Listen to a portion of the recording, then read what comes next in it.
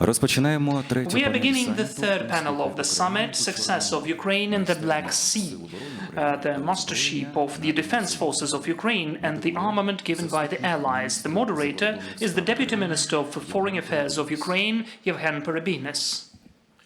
Good afternoon, ladies and gentlemen. It's a great honor to moderate this panel. Let us proceed with our work. And to inaugurate our third panel, I am pleased to pass the floor to His Excellency Mr. Rustem Umerov, Minister of Defense of Ukraine. Дякую. Thank you.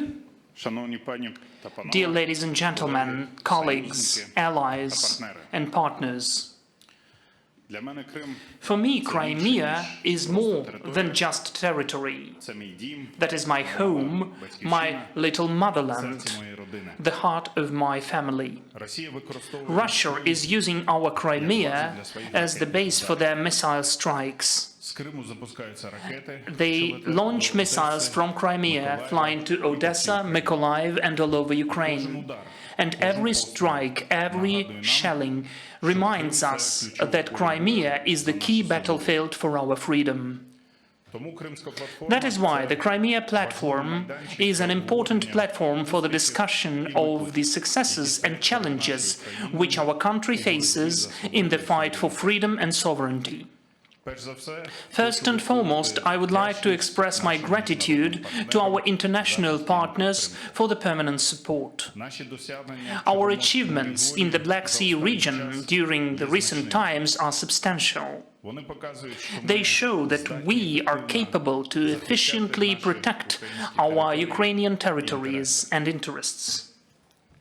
далекобійна зброя The long-range weapons and our marine operations in the Black and Azov Seas showed that we've achieved substantial success in the fight against Russian aggression. одним із головних One of the important achievements is the creation of the independent grain corridor, independent from Russia. And it allowed to deblock the markets of Asia, Africa, and Middle East. спочатку відновлення роботи Since the beginning of the restoration of the functioning of grain corridor, our defense forces have provided the transfer through the corridor of more than 5,000 ships. We've loaded more than 65 million tons of products and other loads in 45 countries of the world. наша мета в Чорному морі Our objective in the Black Sea has evolutioned from prevention to air assault to driving away the Russian Navy and substantial decrease of its mobility through the threat of Ukrainian marine drones. We've also destroyed the warship Moscow.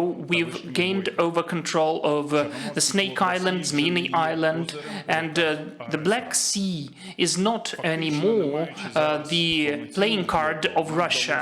Without even having the full-scale navy, we managed to destroy 24 Russian ships and a submarine. Ukraine was the first in the world which implemented the technology of the drone hive, which allowed to efficiently counter the adversaries' navy, and not only. During the recent year, we managed to destroy or damage more than 150 objectives of the enemy, among which the control points, the airdromes, ships, the air defense systems, and the places of dislocation of the soldiers of Russia. As of now, Russia is forced to move their equipment and forces to more localized zones, which gives us space for maneuvering closer to the places which are still without the protection of Russian air defense. Our actions in the Black Sea proved that Ukraine is capable to successfully counter even stronger adversary. The not least important component to achieve stability in the Black Sea region is the work with international partners. During the recent meeting in Ramstein, we've signed the provisions on the coalition of marine capacities. And we are grateful to the United Kingdom and Norway for the leadership in these initiatives. We are waiting that other countries, partner countries, will join it. The coalition of marine capacities capacities will become a long-term project, and the main objective of this cooperation is strengthening of our defense in the Black Sea and provision of the sea routes. A very important element of the work of coalition is countering of threats of Russian Navy. I mean not only their studies but also coordination of our actions with the allies. Our state is actively working on strengthening of our sea capacities. On the 17th of July, the President of Ukraine has approved the strategy of sea security, marine security of Ukraine, which is the key document for the further development of the Navy of Ukraine. The strategy foresees not only the protection of our territorial waters, but also the national interests of Ukraine in the international waters, in particular in the context of the global trade and economic security. It foresees 7 main points, among which the occupation of Ukrainian internal waters, the provision of rights of Ukraine at sea, the support of peace in the Azov, Black and other seas, and the economic restoration, ecological restoration. The main task of the strategy is the formation of the main sea and marine policy of Ukraine, and we are already conducting specific steps in this sphere to expand the capacities of the Navy of Ukraine. For instance, with the support of Turkey, we introduced 2 modern corvettes for the Navy of Ukraine, corvette Hetman Ivan Vyhovsky and the flagship of the Navy of Ukraine, Hetman Ivan Mazepa. The latter is going through the final tests. These ships will strengthen our capacity to act at sea and will significantly strengthen the defense capacities of Ukraine. We can see a great interest of our allies in the development of Ukraine defense industry. We are actively cooperating with several countries on funding and manufacturing of Ukrainian drones, missiles and other equipment, which will allow us to be more self-sufficient in the issues of defense and will open new opportunities for the technological development of the country as a marine country.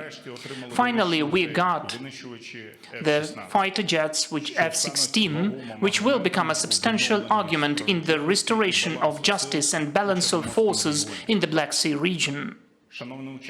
Esteemed participants of the Crimea platform, dear friends, our defense forces are showing at the battlefield incredible heroism and commitment to their country.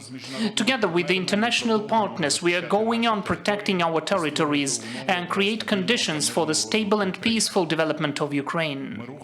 We are moving on, strengthening sea capacities and capabilities and providing security of Ukraine and the whole Black Sea. That is why I believe that we will bring back our peninsula. We will not surrender. We see success of our defense forces in the Black Sea. We know that we can win, even during the darkest times. And Crimea, our Crimea, will definitely again become the part of independent Ukraine. Crimea will again be full of Ukrainian colors. Glory to Ukraine. Thank you for your attention. Glory to the heroes. Thank you, Mr. Minister. Now I would like to invite Her Excellency Ms. Viola Amgert, President of the Swiss Confederation, to take the floor. Mr. President, Excellencies, on behalf of Switzerland, I would like to thank Ukraine and President Zelensky for holding this year's summit of the International Crimea Platform. More than 10 years have passed since Russia annexed Crimea. Ever since, Russia has pursued a policy of repression and sought to isolate those who opposed this annexation. We are particularly alarmed by the reports indicating the use of torture as well as severe restrictions on the freedoms of expression, association and movement. The numerous cases of arbitrary detention and forced displacement, which have intensified since 24 February 2022, are deeply concerning. We condemn the forced conscription of Ukrainian nationals into Russia's armed forces. This violates the 4th Geneva Convention and constitutes war crime. I would like to underline that point in the light of the fact that this year marks the 75th anniversary of the Geneva Conventions. Switzerland calls upon Russia to respect its obligations under international law. I reiterate Switzerland's condemnation of Russia's military aggression against Ukraine in the strongest possible terms and call for the immediate withdrawal of its troops from Ukrainian territory. I reaffirm Switzerland's commitment to the sovereignty, independence, and territorial integrity of Ukraine within its internationally recognized borders. At Ukraine's request, Switzerland organized an initial summit on peace in Ukraine in June of this year to inspire a future peace process and offer practical steps for a framework towards its goal. 100 countries attended the summit and over 80 participating delegations supported the joint communiqué, sending a strong signal in favor of a just and lasting peace in Ukraine and respect for international law. I would like to reaffirm our full solidarity with all your citizens, especially those living in the territories presently occupied by Russia. Thank you. Thank you, Madam President, for your statement, for your support, and in particular for hosting the first Peace Summit. We really appreciate it. And now I'm pleased to invite His Excellency Mr. Denis Bechirovich, Chairman of the Presidency of Bosnia and Herzegovina, to take the floor. Dear President Zelensky, distinguished Excellencies, ladies and gentlemen, first of all, allow me to express my strong support for the heroic people of the independent and sovereign country of Ukraine, its leadership, and the President Volodymyr Zelensky. The competent authorities of the state of Bosnia and Herzegovina have condemned the Russian annexation of Crimea as an act of violation of the international law. Since the beginning of the Russian aggression against Ukraine, Bosnia and Herzegovina has regularly joined the statements, initiatives, and decisions of the EU condemning the aggression in international organizations. Bosnia and Herzegovina, together with 140 other UN member states, expressed its support for the UN General Assembly resolution adopted on the occasion of marking the anniversary of the beginning of the Russian aggression against Ukraine.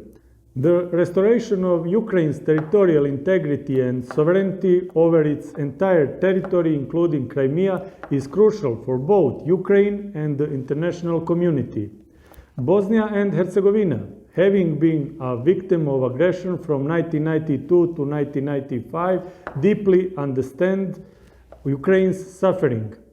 It is for this reason that the citizens of Bosnia and Herzegovina have also expressed their solidarity with the citizens of Ukraine. Standing with Ukraine means standing on the right side of history and supporting the fundamental principles upon which the civilized world is built. The majority of Bosnia and Herzegovina strongly supports Ukraine. Supporting Ukraine means having a civilizationally, legally, morally, politically, and historically correct attitude. Bosnia and Herzegovina will continue to show solidarity towards Ukraine.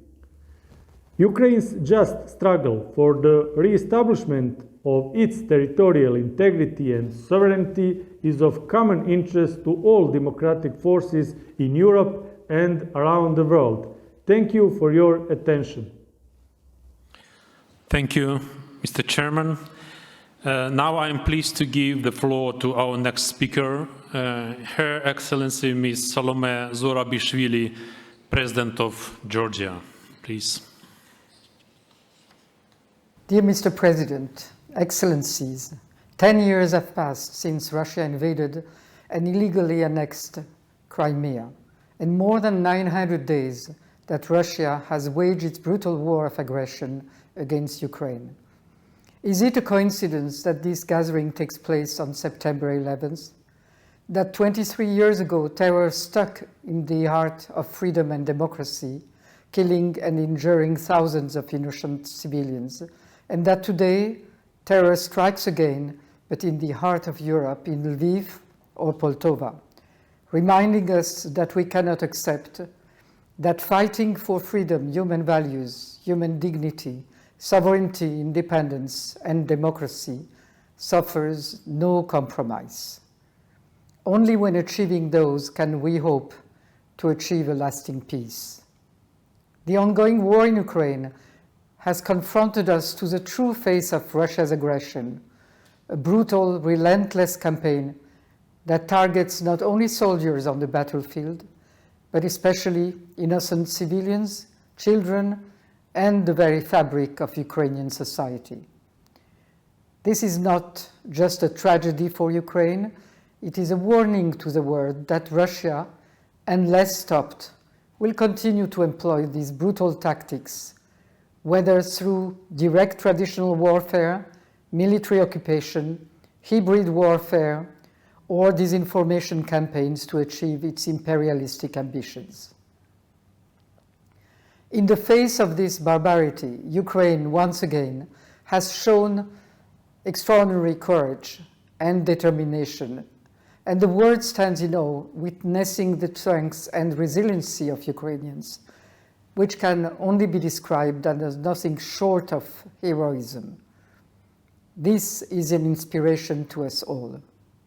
Ukraine has shattered the image of an all-powerful Russian army, has demonstrated that Russian invincibility was a myth, that Russia could not conquer Kiev neither in 3 nor in 900 days, and could not achieve to weaken the Ukrainian society or to divide Ukraine from the support of European and American friends. That is because we all realize that Ukrainians are not only defending their country, but also fighting for us all. Restoring Ukraine's full territorial integrity is a critical step in securing peace and stability, as Russia needs to learn to respect borders, not just in Ukraine, but also in Georgia, in Moldova, and the rest of Europe. For too long, Moscow has disregarded the international norms, attempting to withdraw borders by force and undermining the sovereignty of its neighbors. This behavior can no longer be tolerated. As we have all witnessed, peace and stability in the Black Sea is crucial for the entire region, the continent, as it acts as an important hub for trade, energy, and communication. It is a vital link in the security chain of Europe and beyond, and its stability is directly tied to the security of the entire continent. That is why Russia's expansionism in the Black Sea, from the occupation of Abkhazia to the annexation of Crimea, or the recent steps to open a military naval base in occupied Abkhazia, cannot be tolerated. This war is indeed about upholding the principles of international law, respecting borders, and defending the right of nations to live in peace. And as Ukraine continues to fight for its freedom and the freedom of Europe, I would like to once again reiterate that the Georgian people stand with you, the world stands with you, and together we will show that the free world will not be intimidated by those who seek to divide, destroy, and conquer. Slava Ukraini. Thank you, Madam President. And now I invite His Excellency Mr. Marcelo Rebelo de Sousa, the President of the Republic of Portugal, to take the floor. Please.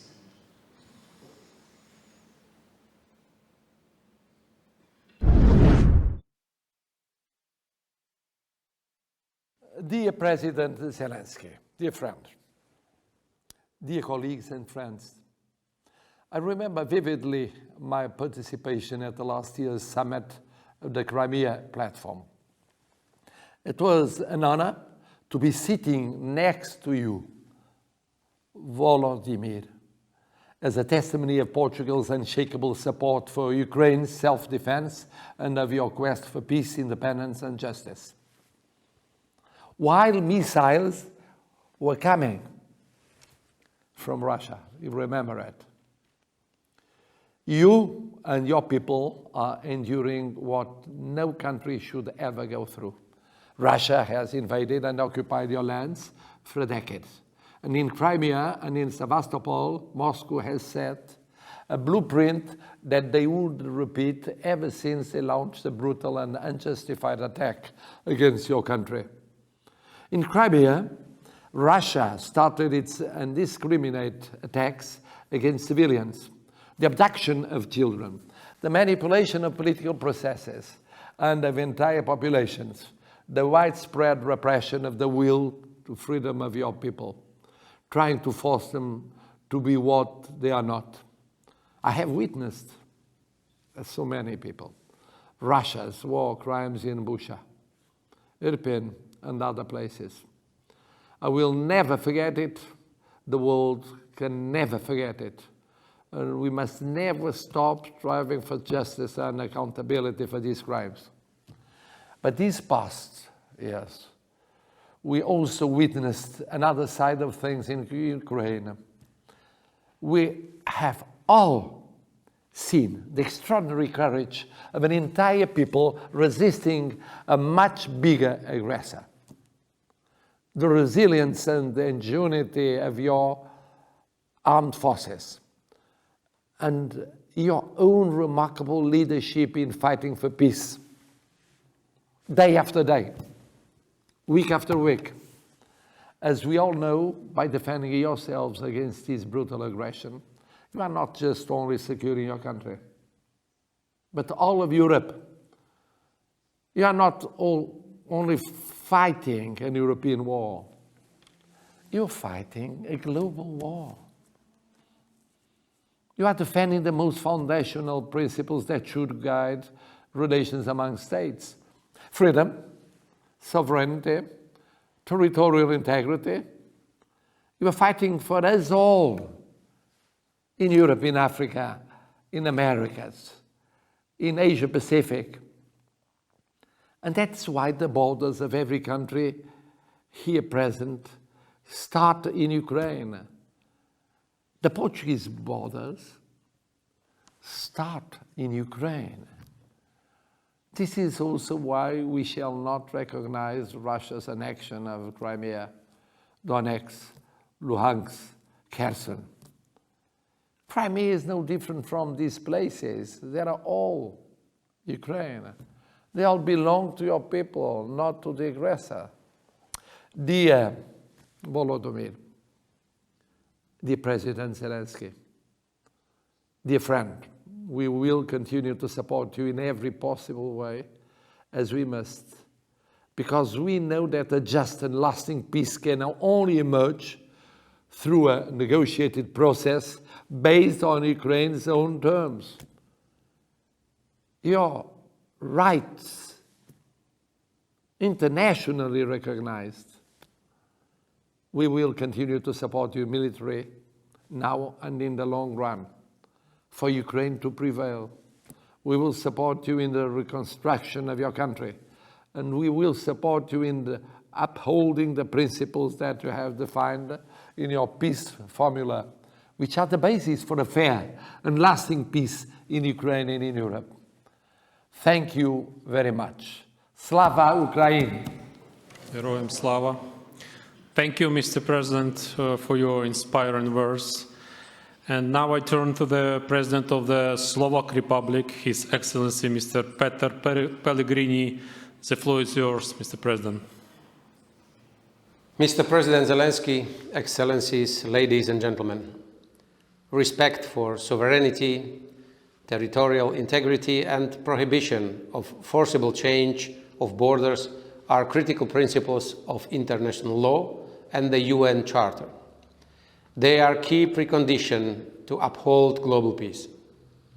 Slovakia recently marked the bitter anniversary of the Soviet invasion of Czechoslovakia in 1968 and celebrated 80 years since the Slovak national uprising of 1944 and armed resistance against Nazi oppression. These painful lessons from our own and European history taught us how much determined we must be in defending respect for these principles and the international law.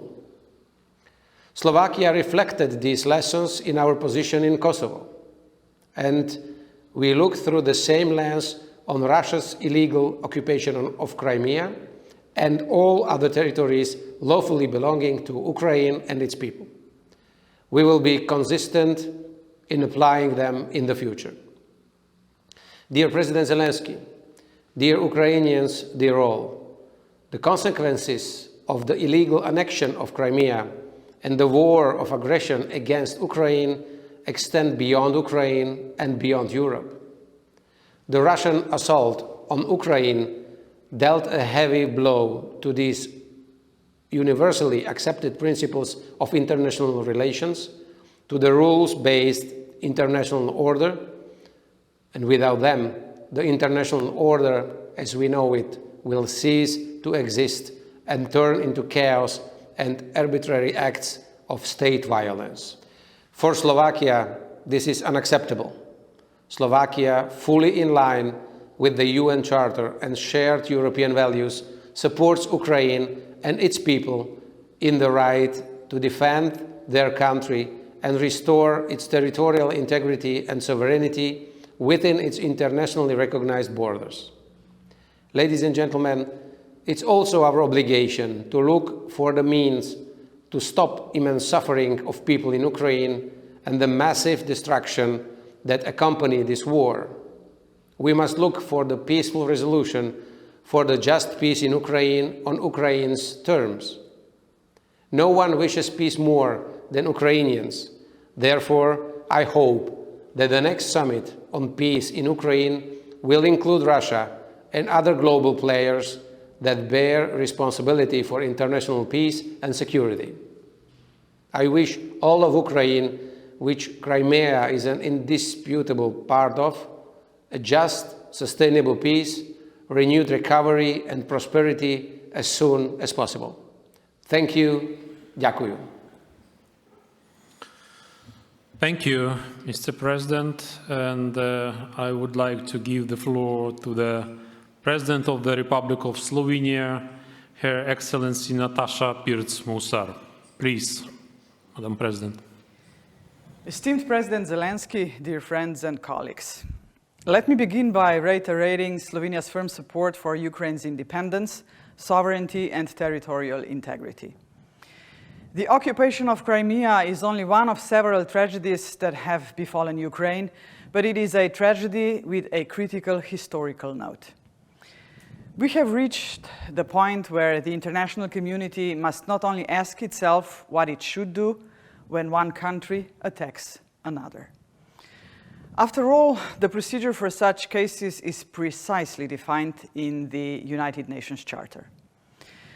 The real question is what to do when the unthinkable happens, when a country's land is unlawfully seized by a permanent member of the Security Council, the body charged with maintaining international peace and security. Unfortunately, the unthinkable has happened. The Russian Federation, a member of the Security Council with veto power, has opted for war as a means of its foreign policy. And need I say it, war as a means of foreign policy is prohibited by the UN Charter. Against this background, it cannot be emphasized enough how important the Crimea platform is. It is a reminder of the decade-long Russian violations of the United Nations Charter and international law in the form of political persecution, arbitrary detentions, torture, and forced passportization, to name but a few. The platform sends a strong message to the aggressor. Multilateralism is alive, dynamic, and the only legitimate way to solve common problems, including conflicts, peacefully and not through aggression against another state.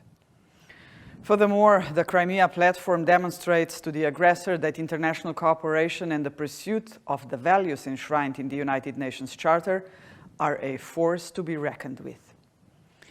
Importantly, the Crimea platform must be a place where the demand for reform of the UN Security Council and the right to veto is expressed and heard time and again, loud and clear. Slovenia has repeatedly demonstrated with words and deeds that it fully supports Ukraine in its struggle to regain its sovereignty with internationally recognized borders. This includes ending the illegal annexation of Ukrainian territories, including the Crimean Peninsula, by the Russian Federation. Slovenia has and will continue to seek ways and opportunities to support Ukraine.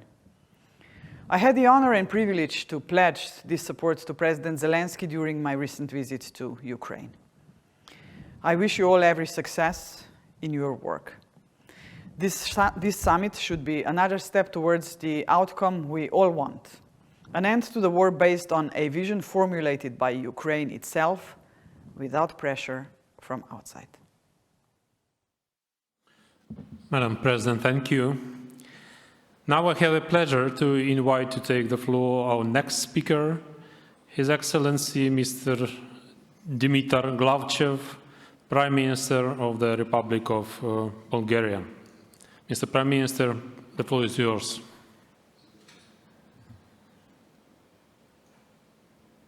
Ваше превъзходителство, президент Зеленски, уважаеми господин председател на Европейския съвет, госпожо председател на Европейската комисия, господин генерален секретар на НАТО, уважаеми държавни и правителствени ръководители, госпожи и господа. По случай третата годишнина от създаването на Международна Кримска платформа, позволете ми да потвърдя непоколебимата солидарност и подкрепа на България за украинския народ и борбата му за възстановяване на суверенитета и териториалната цялост на неговата страна. 30 месеца след началото на пълномащабната война на Русия срещу Украйна, продължаваме да сме свидетели на системни обстрели на цивилни и на критична гражданска инфраструктура в Украйна, включително училища и болници. Това причини смърт, човешки страдания, масови разрушения, разселване и нарастващи хуманитарни нужди. Станахме свидетели на умишлени атаки срещу украински културни и религиозни институции, кампании за депортиране на украински цивилни, включително деца, тяхното принудително превъзпитание и индоктриниране, принудително издаване на руски паспорти на украински граждани и насилствена военна повинност за украинци във въоръжените сили на Русия. Многократно сме осъждали по възможно най-категоричния начин войната на Русия срещу Украйна. Незаконната окупация и анексирането на части от суверенна украинска територия от Русия представляват нарушение на международното право, включително на устава на ООН. Никога няма да признаем резултатите от тези незаконни действия. Политическото и военното ръководство на Русия трябва да понесе отговорност. Всяка пътна карта за бъдещ мир трябва да включва отговорност за престъпленията на Русия в Украйна. Уважаеми колеги, въпреки мащабната военна кампания на Русия, Украйна е силна като суверенна, независима и демократична държава с ясна перспектива да се присъедини към Европейския съюз и НАТО. На фронтовата линия Украйна показва какво може да се постигне със смелост и решителност. Добре координираното използване на интелигентни оръжия, произведени в Украйна, имаше и има опустошителен ефект върху руската военна техника в Крим и в близост до Кримското крайбрежие. До половината от някога страховития руски черноморски флот е изведен от строя, а останалата част е принудена да бъде предислоцирана в руски пристанища на разстояние повече от 300 км от Крим. На източните граници на Украйна, украинската армия също постига значителни военни успехи в Курската област. Успешната контраофанзива там допълнително демонстрира още веднъж способността на Украйна да отстоява правото си на самоотбрана в рамките на международното право. Сигурността на Украйна е от ключово значение за сигурността на Черноморския регион, който от своя страна е жизненно важен за цялостната европейска и евроатлантическа сигурност. Нуждаем се от по-силно политическо и стратегическо внимание върху Черноморския регион. Това би било от полза не само за Европа, но и за цялата световна общност, като се има предвид изключителното значение на регионите за световната продоволствена сигурност.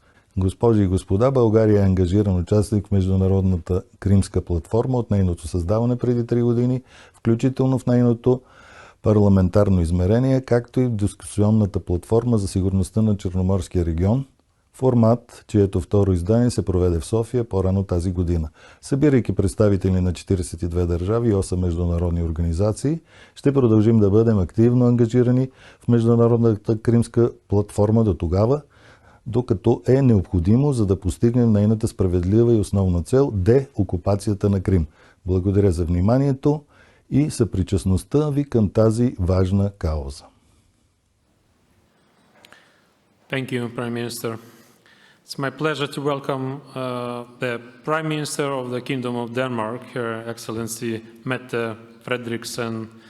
Please, Madam Prime Minister. Dear friends of Ukraine, the land of Ukraine belongs to the people of Ukraine, including Crimea, and not to Russia, not to Putin.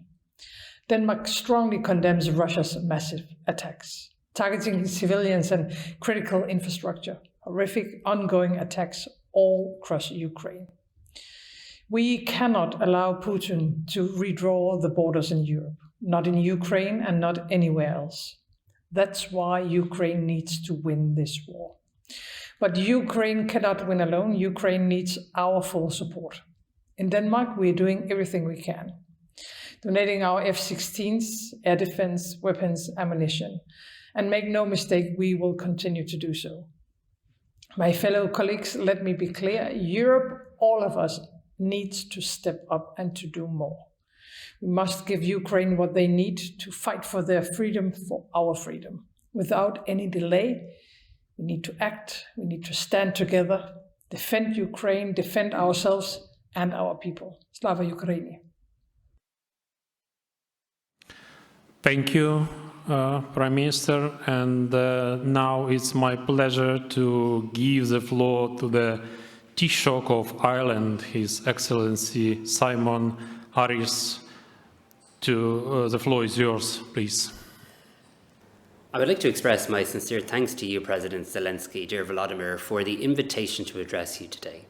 It is my honour to join you all in this demonstration of our unwavering support of Ukraine's sovereignty and territorial integrity. I was very happy to be able to demonstrate this steadfast support from Ireland in person during my visit to Kyiv earlier this month, and I thank you, Volodymyr, for your warm welcome and for our fruitful discussions. The illegal annexation of Crimea in 2014 by the Russian Federation is a stark reminder of the dangers we face when international rules-based order is disregarded. This act set in motion Russia's broader campaign to undermine Ukraine's sovereignty and its territorial integrity, borne out in its erroneous belief that military might makes right. The illegal and the wholly unjustified brutal full-scale invasion of Ukraine by Russia over 2 years ago was a continuation of this heinous campaign and a blatant attempt at redrawing borders by force. We cannot allow aggression to be the means by which international borders are defined. The international community will and must stand firm in our refusal to recognise their legitimacy. 30 months into this abhorrent war, your courageous defence of your country and of our shared commitments to the values of freedom and democracy demonstrates the true essence of what it is to be a member of the European family of nations. You have shown that you're committed to joining the European Union, and Ireland will continue to support you enthusiastically on this path. I look forward to the day when we can formally welcome you into the European Union. When a state ignores and blatantly violates international law, as we've seen with Russia's illegal war of aggression against Ukraine, it threatens not only the immediate victims and those on the front line, but it also unravels the fabric that binds our global community together. The violation of Ukraine's sovereignty and territorial integrity cannot go unchecked. To do so would risk emboldening other actors who wish to impose their will by force. We cannot allow for this dangerous precedent to be set. It is incumbent on all of us to ensure that those responsible for such flagrant violations of international law are held to account. Justice is not just a matter of principle, but rather it forms the very foundations from which we must build a comprehensive, just and lasting peace for Ukraine, in line with Ukraine's peace formula. Ireland will continue to engage with our partners in the international community to ensure accountability for the actions of Russia and its leaders. This gathering provides us with a powerful opportunity to demonstrate our collective commitment to stand with Ukraine and to ensure that the fundamental values of democracy, justice and freedom, the values that form the bedrock of the European Union, are vigorously protected and upheld. It also provides a platform from which we can continue to advocate for the restoration of human rights across the Crimean Peninsula, the release of political prisoners, and the safeguarding of the indigenous Crimean Tatar community. The challenges Ukraine faces are immense, but they are not insurmountable. The collective will of the Ukrainian people and the unwavering support of the international community will ensure that your sovereignty is restored and that such acts of aggression will never be tolerated. Ireland is committed to standing with Ukraine and supporting Ukraine for as long as it takes. Slava Ukraini. Heroyam Slava. Thank you, Your Excellency. I invite His Excellency Mr. Luke Frieden, Prime Minister of the Grand Duchy of Luxembourg, to take the floor, please. Dear President Zelensky, dear Ukrainian friends, I would like to first express my sincere condolences for the shocking and heinous missile attack by Russia on the Ukrainian city of Poltava. My thoughts are with the families of the victims and the many wounded. This year marks the 10th anniversary of the illegal annexation of the Crimean Peninsula by Russia, a decade of war and suffering, where the people of Crimea have endured a brutal and systematic campaign of human rights abuses by the Russian aggression. When the International Crimea Platform was established 3 years ago, Luxembourg committed its support to this important initiative to strengthen the global response against Russia's illegal annexation and hold it to account. Since then, Russia has continuously demonstrated its disregard for international law and attacked other regions of Ukraine, bringing further suffering, death, and grave human rights violations. As a nation which during the 20th century was itself twice victim of invasions, Luxembourg will never resign itself to a world in which force prevails over law. I would also like to take this opportunity to commend Ukrainian people. Your courageous defense of your country and our values is an inspiration to all of us. Let me conclude by saying this loud and clear. Luxembourg will continue to support Ukraine. You can count on my country to be a reliable partner in your fight for freedom. We stand with Ukraine. Thank you, Prime Minister. And to conclude our panel, it's my pleasure to invite the Prime Minister of the Kingdom of the Netherlands, His Excellency Dick Schoof, to take the floor, please. Your Excellencies, valued colleagues, far too many people think that the war in Ukraine started 2 years ago. But unfortunately, the people of Crimea know better. For more than 10 years, they have suffered under Russian occupation. For more than 10 years, they have longed for the return of the yellow and blue flag. And for more than 10 years, they have longed for the moment when they can sing their national anthem again, without being arrested. In 2014, Crimea became a testing ground for all the atrocities Russia has committed since then in the other parts of Ukraine it has occupied. Summary executions of people who refused to follow orders. Intimidation and torture of journalists, lawyers and NGO workers. Disappearances. And the abduction and deportation of the most vulnerable members of society. Children. We must never and will never accept such atrocities. We must never and will never abandon the people of Crimea. We must never and will never forget that Crimea is part of Ukraine. That's why the Netherlands supports the work of the Crimea platform. That's why we are supporting Ukraine as it fights to banish the Russian flag from its territory. To help Ukraine prevail. To help it achieve a just and lasting peace. And to help ensure that those who started this war can be held accountable. Let me assure you, the Netherlands will be with Ukraine all the way, providing whatever it takes for as long as it takes. Thank you, Prime Minister. We conclude our panel, and I would like to thank our esteemed participants and announce a short break before we continue with our next panel in a couple of minutes.